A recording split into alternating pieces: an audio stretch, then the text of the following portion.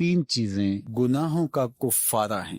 فَإِسْبَاغُ الْوُضُوءِ فِي الصَّبَرَاتِ، جھاڑے میں ٹھنڈے موسم میں پورا وضو کرنا ہے، مکمل اہتمام کے ساتھ وضو کرنا موسم سرما میں، یہ گناہوں کو مٹا ڈالتا ہے۔ اور دوسری چیز ارشاد فرمائی وَإِنْتِظَارُ الصَّلَاةِ بَعْدَ الصَّلَاةِ، ایک نماز کے بعد دوسری نماز کا انتظار کرنے بیٹھ جانا، کہ عصر پڑھ لی اب مغرب پڑھ کے جائیں گے، مغرب پڑھی اب عشاء پڑھ کے جائیں گے، تو ایک نماز کے بعد دوسری نماز کا انتظار۔ حضرت عبداللہ ابن عباس رضی اللہ تعالیٰ عنہ فرماتے ہیں کہ حضور فرماتے ہیں کہ میں نے اپنے رب کی زیارت کی۔ حضرت عبداللہ ابن عباس فرماتے ہیں کہ میرا گمان ہے کہ یہ حضور کسی خواب کی کہانی سنا رہے ہیں۔ تو ارشاد فرمایا کہ جب میں نے اپنے رب کی زیارت کی تو میرے رب نے مجھے کہا کہ یہ فرشتے جو ملائے اعلیٰ میں بحث کر رہے ہیں، یہ کس امر میں گفتگو کر رہے ہیں؟ فرشتے کسی معاملے میں تکرار کر رہے تھے، تو ان کی گفتگو کس عنوان سے ہے؟ تو میں نے کہا کہ مالک تو بہتر جانتا ہے، مجھے معلوم نہیں ہے۔ تو اللہ نے اپنا دست قدرت میرے دو کندھوں کے درمیان رکھا اور اس کی ٹھنڈک میں نے سینے میں محسوس کی۔ فَتَجَلَّ لِي كُلُّ شَيْءٍ وَعَرَفْتُ، ہر شے میرے سامنے روشن ہو گئی اور میں نے ہر شے کو دیکھ بھی لیا اور پہچان بھی لیا۔ تو پھر میرے رب نے کہا کہ اب بتاؤ، تو ظاہر ہے اس کا دست قدرت میرے دو کندھوں کے درمیان آیا اور ہر شے میرے سامنے آ گئی۔ تو میں نے عرض کی یا اللہ، یہ کفارات اور دراجات کے بارے میں آپس میں بحث کر رہے ہیں، اور وہ کفارات کیا ہے؟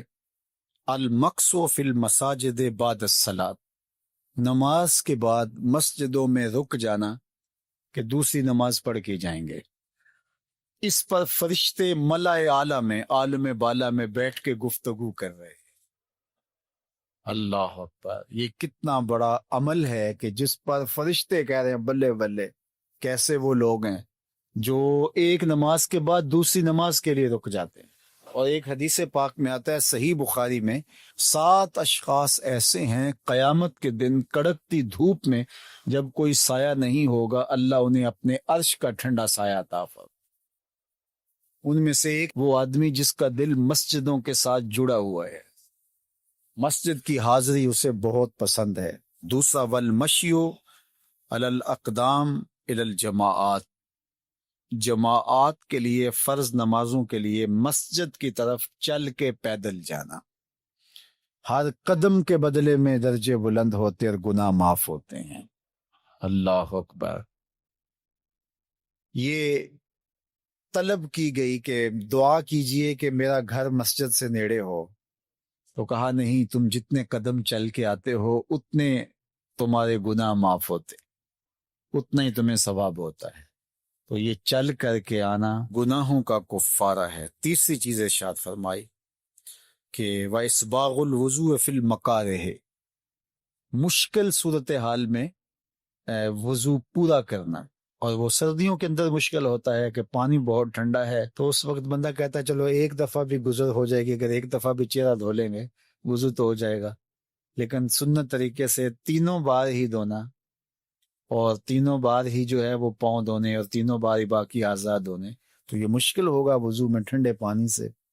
تو بہرحال مشکل میں وضو جو بندہ کرتا ہے تو اللہ کے لیے کر رہا ہوتا ہے۔ اللہ اکبر۔ تو اللہ تعالیٰ کو یہ بڑا پسند ہے، اس سے اللہ گناہ ختم کر دیتا ہے اللہ۔ تو یہ 3 چیزیں کفارات میں سے ہیں، یہ گناہوں کو مٹانے والی چیزیں، 3 چیزیں منجیات ہیں، نجات دینے والی ہیں۔ تو اس لیے اللہ کے محبوب نے فرمایا 3 چیزیں نجات دینے والی، ان میں سے پہلی چیز کا ذکر کیا، غصے کی حالت کے اندر اور رضا کی حالت کے اندر عدل کے تقاضوں کو پورا کرنا۔ اللہ اکبر۔ والقصد فی الفقر والغنا، دوسری چیز فقر میں اور غنا میں، خوشحالی میں، آسودگی میں اور غربت میں، دونوں حالتوں کے اندر میانہ روی سے چلنا۔ یہ نہیں ہے کہ آپ کے پاس پیسے زیادہ آ گئے تو فضول خرچ بن جائیں، اور اگر جو ہے وہ حالات تھوڑے سے تنگ ہوئے ہیں تو بالکل ہی بخل کریں، دونوں حالتوں کے اندر میانہ روی کے ساتھ چلنے والا کبھی کنگال نہیں ہوتا۔ اللہ اکبر۔ والذین اذا انفقوا لم یسرفوا ولم یقتروا وکان بین ذلک قواما۔ فرمایا کہ وہ لوگ جب خرچ کرتے ہیں نہ تو فضول خرچی کرتے ہیں اور نہ ہی وہ بخل کرتے ہیں، بلکہ جو درمیان والا راستہ ہے اس راستے کو اختیار کرتے ہیں۔ تو درمیانی راستہ چلنے والا ہی سرخرو، کامیاب اور بامراد ہوتا ہے۔ اس لیے دونوں صورتوں کے اندر ارشاد فرمایا کہ میانہ روی کرنا۔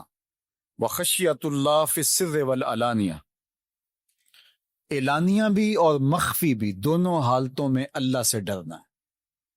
یہ نجات دینے والی چیز ہے۔ جو لوگوں کے سامنے اللہ سے ڈرتا ہے اور مخفی جگہ پر جا کر کے اللہ سے نہیں ڈرتا، تو وہ اعلانیہ طور پہ ریاکاری کر رہا ہے، اللہ سے نہیں ڈرتا۔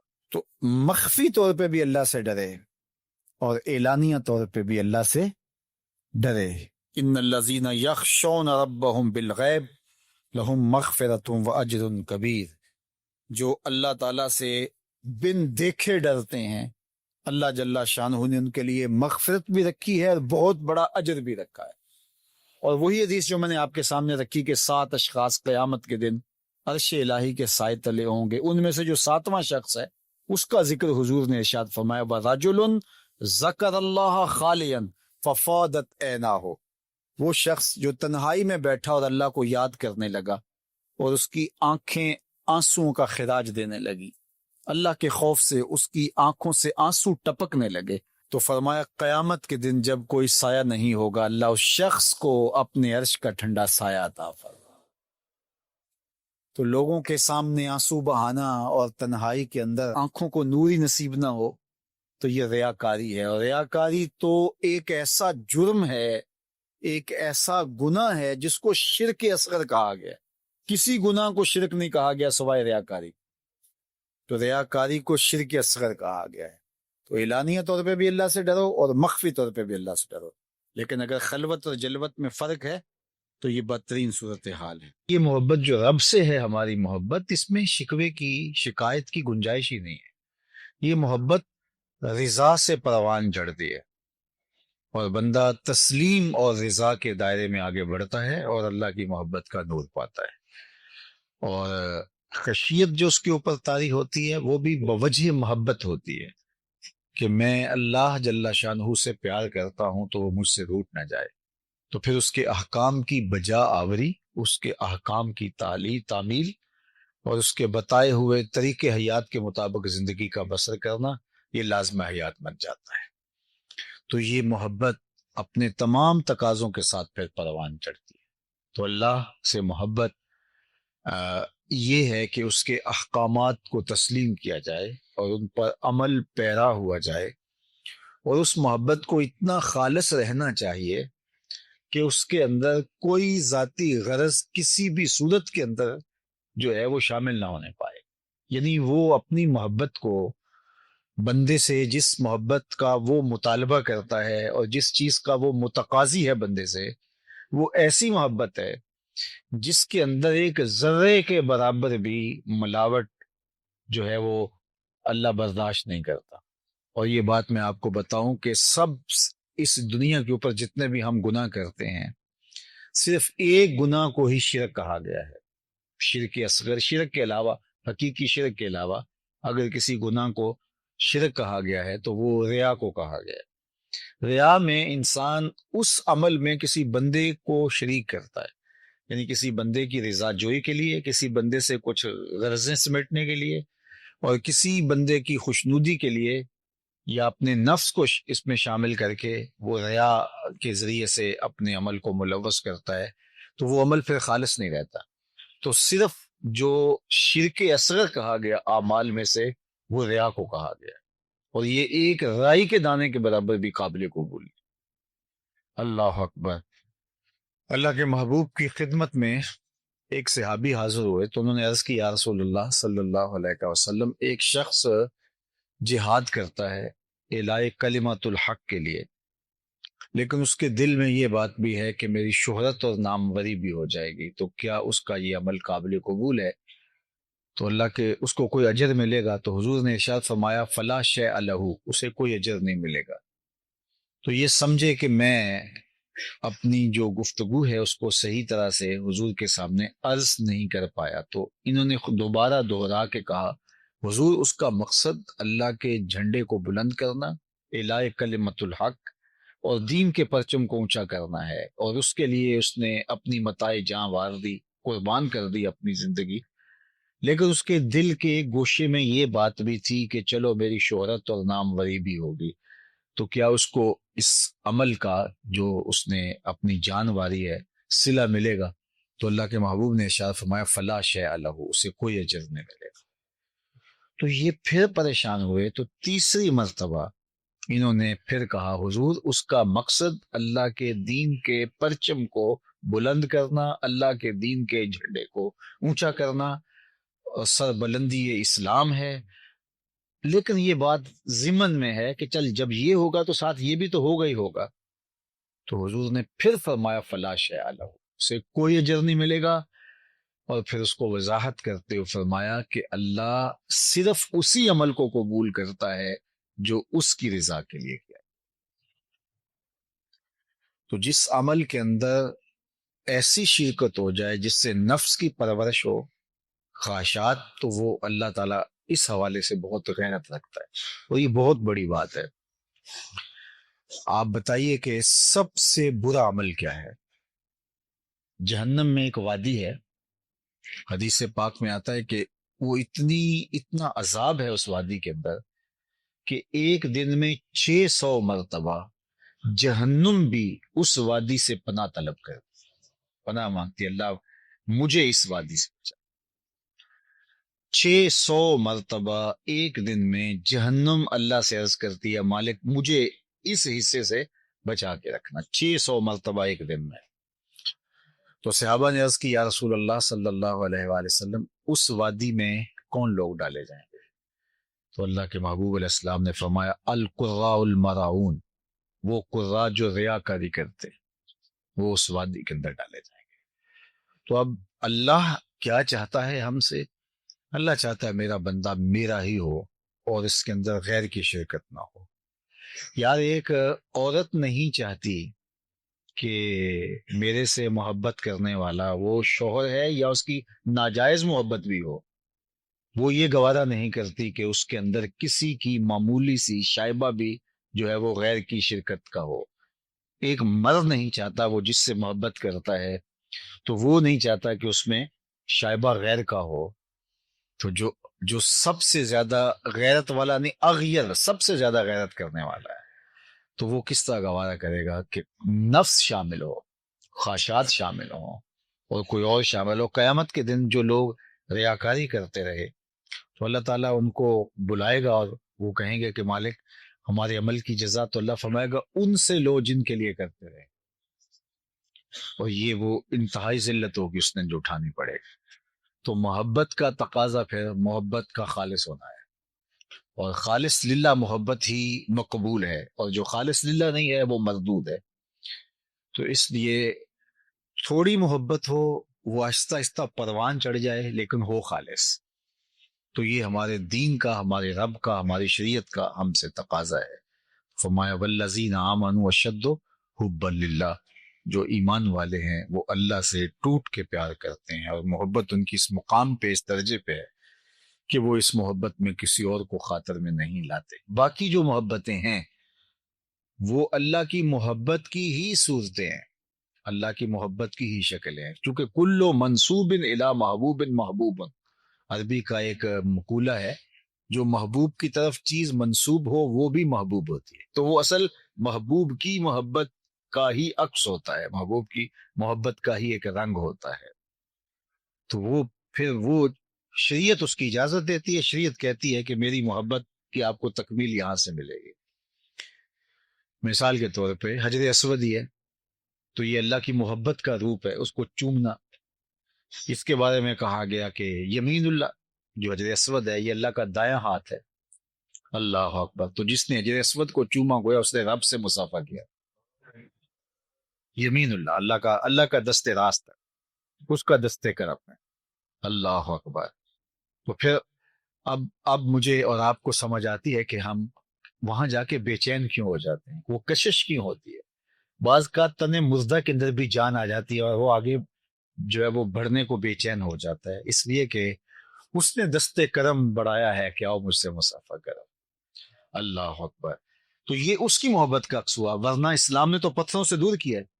آپ اسلام کا مزاج پڑھیں، اسلام نے پتھروں سے بندوں کو دور ہٹایا ہے، لیکن اس پتھر کے نیڑے کیا جا رہا ہے، جو پھر اس کی محبت کا جو بھی عکس ہوگا۔ پتھروں سے دور ہٹایا ہے، لیکن کہا کہ جب تم میرے گھر کا طواف کر لو تو 2 رکعت وہاں پڑھو جہاں میرے محبوب کے قدم لگیں، مقام ابراہیم پہ 2 نفل پڑھو۔ پتھروں سے دور ہٹایا، اس پتھر کے نیڑے سجدہ کرنے کی ترغیب، پتھروں سے دور ہٹایا، لیکن کہا صفا مروہ پر جو ہے وہ دوڑ لگاؤ۔ تو یہ وہ پھر جو چیزیں منسوب ہوں گی رب کے ساتھ، تو پھر ان کی محبت اللہ کی محبت ہوگی۔ تو یار اس کے ساتھ ایک پتھر منسوب ہو جائے تو اس کی محبت اللہ کی محبت ہے، اور حضرت خلیل اللہ کے قدم لگ جائیں تو وہ اس کی محبت اللہ کی محبت ہے، حضرت حاجرہ کے قدم لگ جائیں تو اس پتھر کی محبت اللہ کی محبت کا عکس اور جمال ہے، تو پھر رسول اللہ کی محبت اللہ کی محبت کا رنگ کیوں نہیں ہوگی؟ تو پھر اللہ اور اس کے رسول کی محبت ایک ہی محبت ہے۔ تو اللہ اس کے رسول سے محبت کرنے کی پھر ترغیب ہمیں شریعت میں جو ہے وہ ملتی ہے۔ تو پھر اللہ اس کے رسول سے شدید محبت یہ تقاضا ایمان ہے، اور اللہ ہم سے چاہتا ہے کہ ہم اس سے بھی پیار کریں، اس کے محبوب سے بھی پیار کریں، اور اس کے محبوبوں سے بھی پیار کریں۔ اللہ اکبر۔ اور اللہ تعالیٰ جل شانہ تو ان نسبتوں کی تکریم کا بھی حکم دیتا ہے کہ جو انبیاء کے ساتھ اس کے برگزیدہ بندوں کے ساتھ جڑی ہیں اور ان سے دور کی نسبت پیدا ہوئی ہے، تو ان کی بھی تعظیم اور ان کی تکریم کا بھی شریعت اسلامیہ میں درس دیا گیا۔ تو اللہ جل شانہ ہمیں اپنی سچی محبت کا جمال عطا کرے۔ محبت کا لفظ ایسا ہے جس سے ہم سب لوگ آشنا ہیں، عربی زبان کا لفظ ہے، اور اس کے مفہوم کو ہم بہت اچھی طرح جانتے ہیں۔ کسی کے لیے قلب میں رجحان پیدا ہو جانا، کسی کی چاہت کا پیدا ہو جانا، پھر اس کو ملنے کے لیے بے چین ہو جانا، اس کی رضا میں اپنی خواہش کو گم کر دینا، اس کی خوشنودی حاصل کرنا مقصود حیات بنا لینا، محبت کہلاتا ہے۔ ہمارے سینے میں رکھا ہوا دل محبت سے خالی نہیں ہے۔ جب دل ہے تو پھر کوئی دل بر بھی ہوگا۔ غالب نے کہا تھا، غم اگرچہ جاں گسل ہے، پہ کیا بچیں کہ دل ہے، غم عشق اگر نہ ہوتا، غم روزگار ہوتا۔ جب دل ہے تو پھر کسی کی الفت کا بسیرا بھی ہوگا، کسی کی آرزو، تمنا، خواہش، ہجر کی گھاتیں، وصل کی آرزوئیں، تڑپنا، پیچ و تاب، التہاب، اضطراب، رت جگے، کسی کے ملنے کی شدید آرزو، یہ سب کچھ دل میں موجود ہوگا۔ اب یہ میرا اور آپ کا انتخاب ہے کہ ہم اپنے دل میں کس کو بساتے ہیں اور کس سے محبت کرتے ہیں۔ یہ تو ہو نہیں سکتا کہ دل محبت سے خالی رہے۔ جس طرح انسان کا ذہن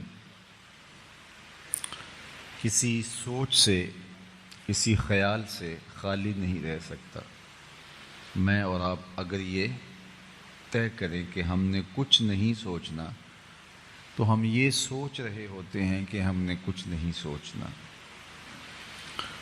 اسی طرح اس گلاس میں اگر پانی نہیں بھریں گے تو اس میں ہوا بھر جائے گی۔ دل کے اندر اگر آپ اللہ اور اس کے رسول کی محبت کو جگہ نہیں دیں گے تو اس کے اندر دنیا کی محبت پیدا ہوگی۔ آپ دیہات کے رہنے والے ہیں، زمین میں کچھ نہیں بوئیں گے تو جڑی بوٹیاں اگائیں گے، تو یہ تو طے ہے کہ جب دل ہے تو دل میں کسی کی محبت ہوگی۔ بہت قیمتی اثاثہ ہے انسان کا دل۔ سارے جسم میں سب سے قیمتی چیز قلب ہے، اور پوری زندگی اسی کے گرد گھومتی ہے۔ اللہ کے محبوب علیہ السلام نے فرمایا کہ انسان کے جسم میں گوشت کا ایک ٹکڑا ہے، جب وہ صحیح ہو جائے تو پورا جسم صحیح ہو جاتا ہے، اور جب وہ خراب ہو جائے تو پورا جسم خراب ہو جاتا ہے۔ پھر فرمایا الا وہی القلب، سن لو، گوشت کے اس ٹکڑے کو دل کہتے ہیں۔ اب اس دل میں غیر اللہ کی محبت ڈال کر کے اس کو خراب بھی کیا جا سکتا ہے، شیطان کا ڈیرا دل کے اوپر جمع کر کے اس کو خراب بھی کیا جا سکتا ہے، اور نور حب الہی سے، عشق رسالت مآب صلی اللہ علیہ وآلہ وسلم سے اس کو آباد بھی کیا جا سکتا ہے۔ دیکھیے، محبت آپ جس سے کر رہے ہیں اس کی محبت کے اثرات اس کے مطابق آئیں گے۔ محبتیں برباد بھی کرتی ہیں اور محبتیں آباد بھی کرتی ہیں۔ ایک محبت کے بارے میں غالب نے کہا تھا، عشق نے غالب نکما کر دیا، ورنہ ہم بھی آدمی تھے کام کے۔ اچھے برے انسان کے پلے محبت کو چھوڑتی نہیں ہے، کیس کو مجنوں بنا کے رکھ دیتی ہے، حواس باختہ کر دیتی ہے۔ پھرتے ہیں میر خوار، کوئی پوچھتا نہیں، اس عاشقی میں عزت سادات بھی گئی۔ ایک وہ محبت ہے کہ بندہ اس محبت کا اظہار کرنے سے ڈرتا ہے اور وہ رسوائے زمانہ بنا دیتی ہے، اچھے بھلے بندے کو نکما کر دیتی ہے، عزت سادات بھی ختم ہو جاتی ہے۔ لیکن آج ہم جس محبت کو عنوان بنائے اس کانفرنس کا انعقاد کیے ہوئے ہیں، وہ ذرہ نواز محبت ہے، وہ بندہ نواز محبت ہے، وہ پستیوں سے اٹھا کے اوج ثریا کی بلندیوں تک پہنچا دیتی ہے۔ یہ وہ محبت نہیں ہے جو غالب جیسے پڑھے لکھے شخص کو بھی نکما کر دے، میر تقی میر جیسے عالی مرتبت شخص بھی کہنے پہ مجبور ہو کہ اس نے پلے کچھ نہیں چھوڑا، عزت سادات بھی لے اڑی۔ لیکن یہ حبشی کی عزت اتنی بڑھاتی ہے جس محبت کی میں کہانی چھیڑنے لگا ہوں، کہ میرے حضور معراج سے واپس پلٹتے ہیں اور بلال حبشی سے کہتے ہیں کہ تو کون سا نیک عمل کرتا ہے، میں نے جنت میں تیرے قدموں کی آہٹ سنی۔ تو اس محبت نے سرفراز کر دیا، اس محبت نے سر بلند کر دیا۔ آپ جتنے لوگ بیٹھے ہیں، میں اگر آپ سے پوچھوں کہ جس زمانے میں میرے حضور علیہ السلام تشریف لائے تھے اس زمانے کے خاقان کا نام کیا تھا، تو شاید آپ نہ بتا سکیں، جبکہ وہ اس دور کا بہت بڑا آدمی تھا۔ چلے میں یہ پوچھتا ہوں، اس دور کے کیسر کا نام کیا تھا؟ رومن امپائر اس دور کی سپر طاقت تھی، اس کے حکمران کا نام اگر میں آپ سے پوچھوں تو شاید آپ نہ بتا سکیں۔ دوسری سپر طاقت تھی اس زمانے کی پرشین امپائر، کسرا ایران کا نام پوچھوں اگر میں تو شاید وہ بھی چند لوگ بتا سکیں۔ بھری بزم کے اندر کوئی خاقان کا نام نہیں جانتا، کوئی کیسر کا نام نہیں جانتا، کوئی کسرا کا نام نہیں جانتا، اور میں اس مجلس میں موجود سب سے کم عمر بچے سے پوچھوں کہ میرے حضور کے مؤذن کا نام کیا تھا؟ تو وہ سر اٹھا کر بلال حبشی کا نام لے گا یا نہیں لے گا؟ تو پھر یہ عشق ہے جس نے سرفراز کیا۔ اقبال یہ کس کے عشق کا فیض عام ہے، رومی فنا ہوا حبشی کو دوام ہے۔ سلطنت روم کا شہنشاہ آج اس کا نام بھی زمانہ بھول گیا، لیکن بلال کے نام کی مسجد دنیا کے جس کونے پہ جاؤ وہ آپ کو ملے گی، اور جب بھی اذان پکاری جاتی ہے تو یاد بلال تازہ ہو جاتی ہے۔ تو یہ ہے بندہ نواز عشق، یہ ہے سرخرو عشق، یہ ہے کامیاب عشق، یہ ہے ذرہ نواز عشق، یہ پستیوں سے اٹھا کے اوج ثریہ تک پہنچا دینے والا عشق ہے۔ یہ سر بلند کرتا ہے، یہ عزت افزائی کرتا ہے۔ اللہ اکبر۔ دنیا کی محبتیں، دنیا کی الفتیں انسانوں کو توڑتی ہیں۔ ایک کے دو چاہنے والے آپس میں رقیب ہوتے ہیں کہ یہ تو میرا محبوب تھا، تم نے کیوں دیکھا، لڑائی کی نوبت آ گئی۔ لیکن جس محبت کا عنوان آج ہم لیے بیٹھے ہیں، وہاں ایک کے چاہنے والے دو رقیب نہیں ہوتے، ایک کے کروڑوں چاہنے والے، اربوں چاہنے والے آپس میں حبیب ہوتے ہیں۔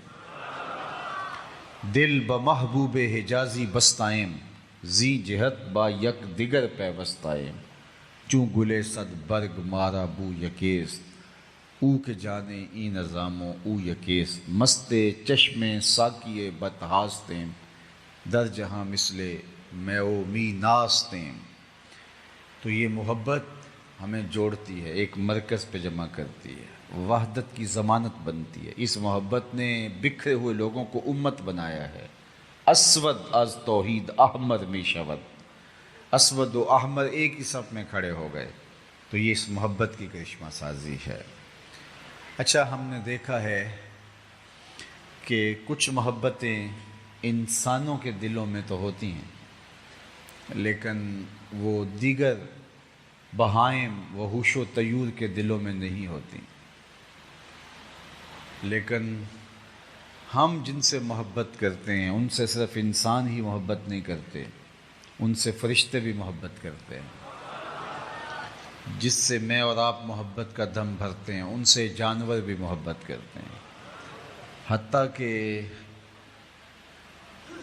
زی روح تو زی روح رہے، پتھر بھی ان سے محبت کرنے پہ مجبور ہے۔ اللہ اکبر۔ اور سب سے بڑی بات یہ ہے کہ خالق نے خود بنا کے، خود پیکر تراش کے، پھر خود کہا میں تم سے محبت کرتا ہوں۔ جس کا حسن اللہ کو بھی بھا گیا، ایسے پیارے سے محبت کیجیے۔ اللہ اکبر۔ اور یہ ہمارا اعزاز ہے کہ ہمارا محبوب وہ ہے جو خدا کا بھی محبوب ہے۔ اعظم چشتی مرحوم نے قلم توڑ دیا، اپنا معیار زمانے سے جدا رکھتے ہیں، ہم تو محبوب بھی محبوب خدا رکھتے ہیں۔ یہ کتنا بڑا میرا اور آپ کا اعزاز ہے کہ ہمارا محبوب وہ ہے جو خدا کا محبوب ہے۔ اللہ اکبر۔ فرشتے بھی محبت، کائنات کا ایک ایک کونا اور گوشہ حضور سے محبت کرے۔ جب سورہ الضحیٰ نازل ہوئی تو کافی دیر قرآن مجید کا نزول نہیں ہوا تھا، فترت کا ایک دور گزرا تھا۔ بعض مفسرین کی رائے کے مطابق 40 دن گزر گئے تھے کہ کوئی آیت نہیں اتری تھی۔ تو جبریل جب وحی لے کر آئے تو حضور علیہ السلام نے کہا کہ اتنی دیر کے بعد آئے ہو تو تمہارا دل اداس نہیں ہوا تھا؟ تو جبریل نے عرض کی حضور میں عبد معمور ہوں، عبد معمور ہوں، اللہ کے حکم کا پابند ہوں، اس لیے میں نہیں آ سکا، ورنہ آپ کے لیے میرا دل بے چین اور میرا دل اداس تھا۔ اور مولانا حسن رضا بولے بے لقائے یار ان کو چین آ جاتا اگر، بار بار آتے نہ یوں جبریل سدرہ چھوڑ کر۔ اللہ اکبر۔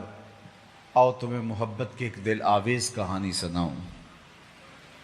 حضور منبر پہ بیٹھے ہیں اور صحابہ مسجد نبوی میں جلوہ فرما ہیں کہ اچانک مسجد نبوی کے گوشے سے رونے کی آواز آنے لگی، اور رونے والا اس درد سے روتا ہے کہ لگتا ہے اس کا ابھی کلیجہ پھٹ جائے گا۔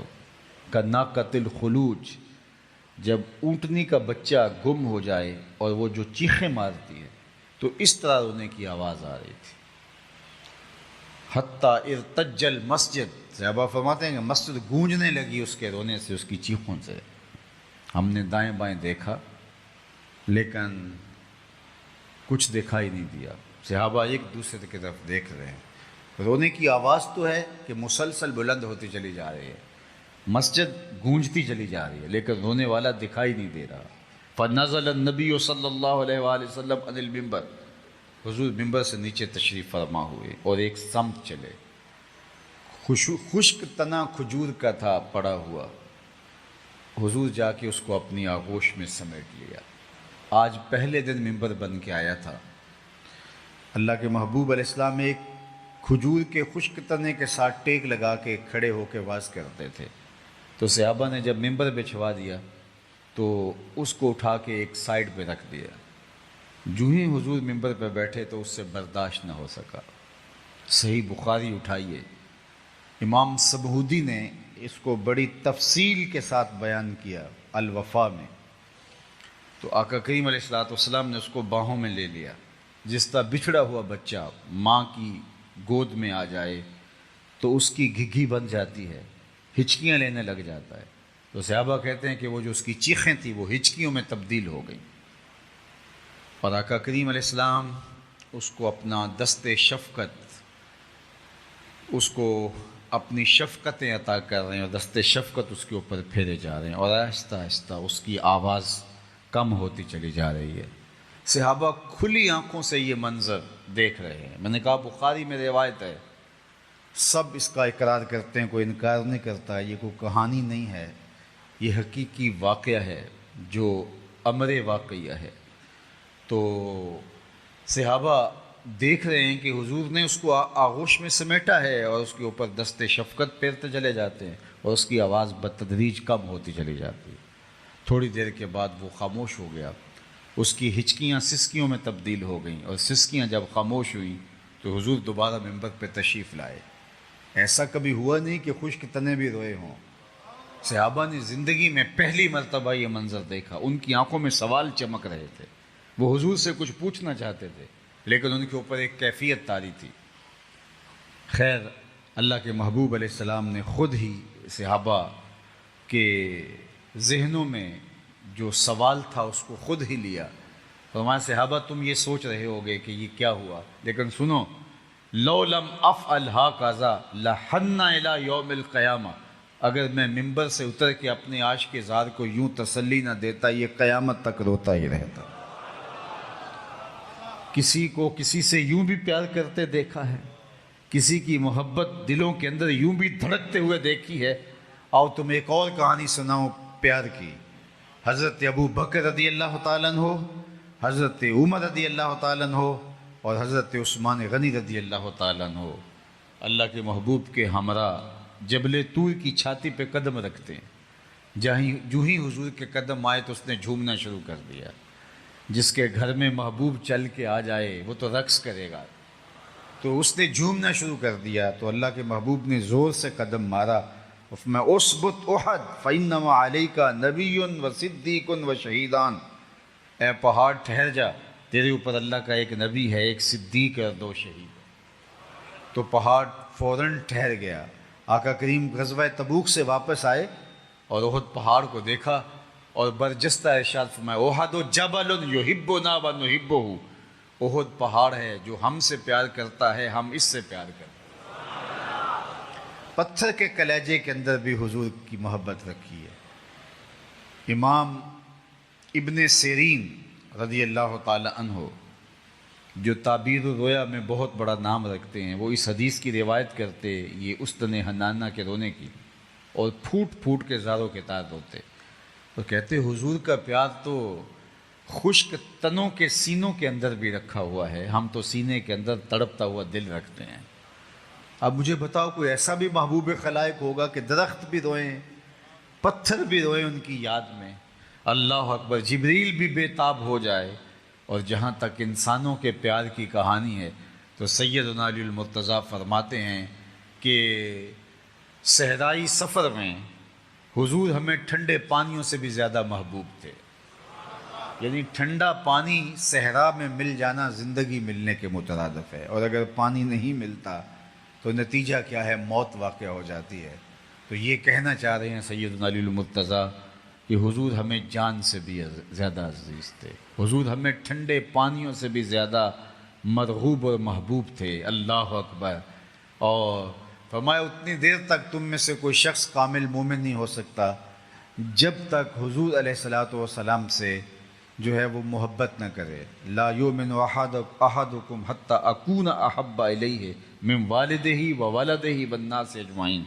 میرے اور آپ کے آقا مولا مرشد دل و قلب و نگاہ نے ارشاد فرمایا کہ اتنی دیر تک کوئی کامل مومن نہیں ہو سکتا جب تک مجھے ہر شے سے زیادہ، اپنے ماں باپ سے، اپنی اولاد سے زیادہ مجھے محبوب نہ جان لے۔ اور جنہوں نے پھر حضور سے پیار کیا، حضور سے محبت کی، زمانہ جانتا ہے کہ ان کی محبت کے رنگ کتنے انوکھے اور کتنے البیلے تھے۔ جناب سیدنا صدیق اکبر رضی اللہ تعالیٰ عنہ کی محبت دیکھیے، جان بھی قربان حضور کی راہوں میں۔ اللہ اکبر۔ اپنا مال بھی حضور کی راہوں میں قربان، اپنی اولاد بھی حضور کی راہوں میں قربان۔ اللہ اکبر۔ یہ محبت کا رنگ ہے۔ اللہ اکبر۔ حضرت سیدنا صدیق اکبر کی محبت کا ایک اسلوب دیکھیے کہ جب بھی وہ حضور سے مخاطبت کرتے، اور یہ تمام صحابہ کا طریق تھا کہ وہ مخاطبت کا انداز یہ رکھتے، فدا کا امی و ابی یا رسول اللہ، حضور میری ماں اور میرے باپ آپ پہ قربان ہوں۔ اس سے بغیر بات نہیں کرتے تھے۔ جب غار ثور میں اترے اور مختلف سوراخ پائے تو ان کو بند کر دیا، اور ایک سوراخ بچ گیا، یا ایک روایت کے مطابق 2 سوراخ، تو ان میں اپنی ایڑی یا ایڑیاں رکھ لیں، اور پھر کہا جان عالم اندر تشریف لائیے۔ تو حضور تشریف لائے، اور سیدنا صدیق اکبر رضی اللہ تعالیٰ عنہ کی گود میں حضور نے سر رکھا اور استراحت فرمانے لگے۔ صدیق اکبر کی گود میں حضور کا سر تھا، لگتا ہے رحل میں قرآن رکھا ہوا ہے۔ ادھر سے سانپ نے جب سارے راستے مسدود پائے اور ایک جگہ انسانی گوشت دیکھا تو اس نے ڈنگ لگایا۔ اچانک تو چونٹی بھی کاٹ جائے تو انسان کپ کپا کے رہ جاتا ہے، اور وہ ایک زہریلا سانپ تھا، اس نے آپ کی ایڑی پہ ڈنگ مارا۔ حضرت صدیق اکبر رضی اللہ تعالیٰ عنہ نے اپنی ٹانگ کو جنبش نہیں آنے دی۔ صحیح بخاری اٹھائیے، مخافۃ ان یتنبہ رسول اللہ صلی اللہ علیہ وآلہ وسلم، اس ڈر سے کہ کہیں حضور بیدار نہ ہو جائے، اس خوف سے اپنی ٹانگ کو جنبش نہیں آنے دی کہ حضور استراحت کر رہے ہیں تو آقا کریم کے آرام میں خلل نہ آئے۔ اور سانپ ڈنگ پہ ڈنگ لگا رہا ہے، ٹانگ میں زہر سرایت کر رہا ہے۔ کتنی مشکل صورتحال تھی، لیکن زور سے اپنی ٹانگ کی طرف توجہ رکھی کہ یہ ہلنے نہ پائے اور حضور کہیں بیدار نہ ہو جائیں، اور ڈنگ پہ ڈنگ سہ رہے ہیں، اس کی ٹیسیں، اس کا درد برداشت کر رہے ہیں، اور ساری توجہ اس پہ جم گئی کہ میری ٹانگ کو جنبش نہ آئے۔ ادھر آنکھ کی طرف توجہ نہ گئی، اور آنکھ سے بے اختیار آنسو ڈھل پڑے، اور وہ حضور کے رخسار نور پہ گرے۔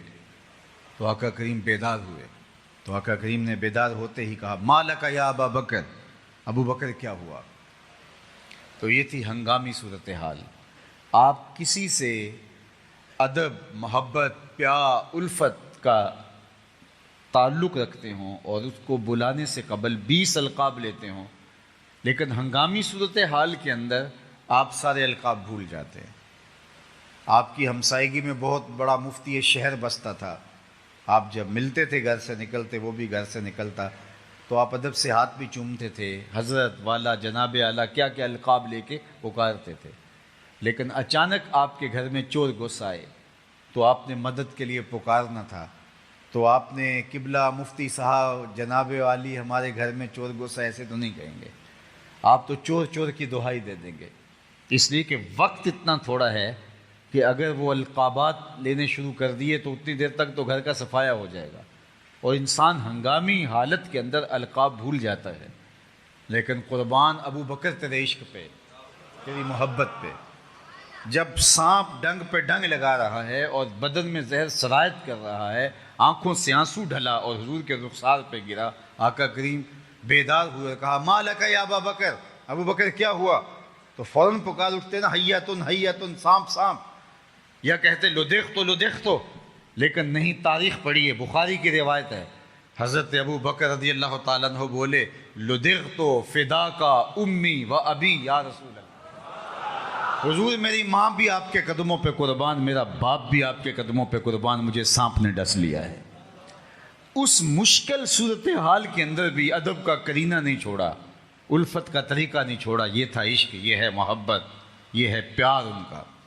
سیدنا عمر رضی اللہ تعالیٰ عنہ دیکھیے، اللہ اکبر، ایک یہودی اور ایک منافق کے مابین جب کسی معاملے میں تنازع ہو جاتا ہے اور وہ حضور کے پاس آتے ہیں، آقا کریم دونوں کی بات سنتے ہیں، فیصلہ تو میرٹ پہ ہی ہونا تھا، حضور نے یہودی کے حق میں فیصلہ کر دیا، اللہ اکبر۔ تو وہ جو نام نہاد منافق تھا، نام نہاد مسلمان تھا، اس کو یہ گوارا نہ ہوا، اس نے کہا کہ میں مسلمان ہوں، کلمہ پڑھتا ہوں، فیصلہ تو میرے حق میں ہونا چاہیے تھا۔ تو اس نے باہر نکل کے کہا یہ فیصلہ ہمیں حضرت عمر کے پاس لے جائیں گے، چونکہ حضرت عمر کفار کے بارے بہت سخت تھے۔ اسے لگا کہ جب وہ یہ سنیں گے کہ یہ کافر ہے اور میں مسلمان ہوں تو بس کام بن جائے گا۔ تو حضرت عمر کے پاس پہنچے، ساری کہانی سنائی۔ تو حضرت عمر نے اس یہودی سے کہا اب تم بات کرو۔ اس نے کہا میری دو لفظی بات ہے، اس مقدمے کا فیصلہ آپ کے آقا و مولا میرے حق میں کر چکے ہیں۔ حضرت عمر نے اس سے پوچھا کیا واقعی ایسا ہے؟ اس نے کہا جی۔ کہا ٹھہرو، پھر اندر گئے اور واپس آئے تو ہاتھ میں تلوار تھی، اور اس منافق کی گردن کاٹتے ہوئے حضرت عمر نے کہا ہا قاضا عقدی لمن لم یرد بقضاء اللہ و رسولہ، جو اللہ اس کے رسول کے فیصلے کو نہیں مانتا، عمر اس کا فیصلہ ایسے ہی کرتا ہے۔ شور مچ گیا کہ عمر نے ایک کلمہ گو کو قتل کر دیا۔ باقاعدہ احتجاجی جلوس لے کر اس کے رشتہ دار حضور کے پاس گئے کہ عمر نے ایک کلمہ گو کو قتل کر دیا ہے۔ تو حضور نے فرمایا بلاؤ عمر کو۔ عمر فاروق کو بلایا گیا قبل اس سے کہ حضرت عمر آتے اور بتاتے کہانی کیا ہوئی، صورتحال کیا ہوئی، قتل کیوں کیا۔ حضرت عمر کے پہنچنے سے پہلے جبریل پہلے پہنچ گئے اور یہ آیت کریمہ نازل ہوئی فلا وربک لا یؤمنون حتی یحکموک فیما شجر بینہم۔ محبوب مجھے تیرے رب کی قسم، مجھے تیرے رب ہونے کی قسم، اللہ اکبر۔ ذرا دیکھیے انداز، یہ نہیں کہا مجھے میری قسم، یہ بھی نہیں کہا مجھے کعبے کے رب کی قسم، کہا محبوب مجھے تیرے رب کی قسم۔ رب بھی اس پہ ناز کرتا ہے کہ میں محمد کا رب ہوں، تو ہم پھر ناز کیوں نہ کریں کہ ہم حضور کی امتی ہیں۔ فخر کا دل میں دریچہ باز کرنا چاہیے، جن کا تو آقا ہے ان کو ناز کرنا چاہیے۔ ہمارے لیے فخر ہے کہ ہم حضور کے غلام، میری خوش قسمتی میں تیرا امتی، یہ میرا اعزاز، یہ آپ کا اعزاز کہ ہم حضور کے غلام ٹھہرے۔ اس پر جتنا بھی اترائیں، فخر کریں، ناز کریں کم ہے، اس لیے کہ نبیوں نے آرزویں کی حضور کی امت میں ہونے کی، ہم نے تو کوئی آرزو نہیں کی۔ آنکھ کھلی تو ہمارے والد صاحب مسجد سے مولانا کو بلا لائے، انہوں نے کان میں آ کے اذان دیتے ہوئے گویا مبارک دی، مبارک ہو تو حضور کا غلام بن کے آ رہا۔ شاہوں سے ملا ہے نہ تونگر سے ملا ہے، اللہ کا عرفان اسی در سے ملا ہے، اوروں کو ملا ہے تو مقدر سے ملا ہے، مجھ کو تو مقدر بھی تیرے در سے ملا۔ اللہ اکبر، مجھ کو تو مقدر بھی آپ کی دہلیز سے ملا ہے، میری خوش قسمتی میں تیرا امتی۔ کبھی میں اور آپ اپنے آپ کو دیکھیں، ہم اس قابل تھے کہ اس آقا کے امتی ہوتے؟ نبیوں نے آرزویں اور تمنائیں کی، ہم نے کوئی تمنا بھی نہیں کی، آنکھ کھلی تو حضور کے غلام ٹھہرے۔ اللہ اکبر۔ کیا کسی نے کہا کہ اللہ اکبر کہ میں اس بات پہ ناز کرتا ہوں بری نازم کہ ہستم امتے تو، ذرا شعر کا حسن دیکھیے، میں ترجمہ نہ بھی کروں گا تو پھر بھی یہ شعر آپ تک پہنچ گیا چونکہ یہ بہت آسان فارسی ہے۔ بری نازم کہ ہستم امتے تو، میں اس بات پہ ناز کرتا ہوں کہ حضور میں آپ کا امتی ہوں۔ بری نازم کہ ہستم امتے تو، گناہ گارم و لیکن خوش نصیبم، گناہ گارم و لیکن خوش نصیبم، میری خوش قسمتی میں تیرا امتی، یہ میرے اور آپ کے وقت۔ تو رب کہتا ہے فلا و ربک، محبوب مجھے تیرے رب کی قسم۔ یہ تو کہتے ہیں کہ مومن کو قتل کر دیا، لا یؤمنون حتی یحکموک فیما شجر بینہم، اللہ اکبر، جو تیرے فیصلوں کو تبدیل، تیرے فیصلوں کو مانتا نہیں ہے، تو محبوب مجھے تیرے رب کی قسم وہ مومن ہی نہیں ہو سکتا۔ اللہ اکبر، یہ عشق ہے، یہ محبت کی داستان ہے۔ آئیے حضرت عثمان غنی کی کہانی سنیے رضی اللہ تعالی عنہ کی۔ صلح حدیبیہ کے موقع پر حضرت عثمان غنی رضی اللہ تعالیٰ عنہ کو سفیر بنا کر قریش کے پاس بھیجا گیا اور کہا کہ ہم لڑائی کے لیے نہیں آئے، ہم تو آئے ہیں عمرے کے لیے، تو لہٰذا ہمیں عمرہ کر کے واپس جانے دو۔ تو انہوں نے کہا کہ ہم نہیں اجازت دیں گے، لیکن عثمان تم آگے ہو تو کوئی بات نہیں ہے، تم عمرہ کر لو، تم ہمارے رشتہ دار بھی ہو۔ وہ سامنے رہا کعبۃ اللہ، وہ رہا حجر اسود، طواف بھی کرو، حجر اسود کو چومو بھی، زمزم بھی پیو، تو تمہیں ہم اجازت دیتے ہیں لیکن ہم مسلمانوں کو اجازت نہیں دیں گے۔ تو حضرت عثمان بولے جب میرے حضور طواف نہیں کریں گے تو عثمان کعبے کا طواف نہیں کرے گا۔ اللہ اکبر، حجر اسود موجود ہے، موقع بھی ہے، لیکن کہا نہیں چوموں گا اگر میرے حضور نہیں چومیں گے۔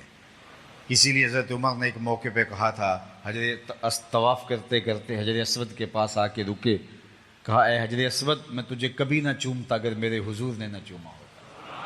ہم نے قطرہ دیکھا نہ دریا پہ غور کیا، بس جہاں تیری جھلک نظر آئی وہیں ڈوب گئے۔ اس لیے اس کو چوما جا رہا ہے کہ اس پہ حضور کے لب لگیں، حضور کے ہونٹ لگیں۔ کسی نے کہا یہ سمندر پار سے آئے ہوئے لوگ بڑا بے تابی سے چومتے ہیں، چومے چلے جاتے ہیں، یار ایک دو بار چوم لیا جان چھوڑ دے۔ تو میں نے کہا صاحب یہ پتھر تھوڑا چوم رہے ہیں، یہ تو کسی کے ہونٹوں کے نشان ڈھونڈ رہے ہیں۔ ایک جگہ سے چومتے ہیں، خیال آتا ہے حضور کے ہونٹ ادھر نہ لگے ہوں، وہاں سے چومتے ہیں، خیال آتا ہے حضور کے لب یہاں مس نہ ہوئے ہو۔ میں نے کہا یہ پتھر نہیں چوم رہے ہیں، کسی کے لبوں کا لمس تلاش کر رہے ہیں، کسی کے ہونٹوں کے نشان ڈھونڈ رہے ہیں۔ اللہ اکبر۔ سیدنا علی المرتضیٰ فرماتے ہیں کہ صحرائی سفر میں ٹھنڈے پانیوں سے بھی زیادہ اور میٹھے پانیوں سے بھی زیادہ ہمیں محبوب اور مرغوب تھے۔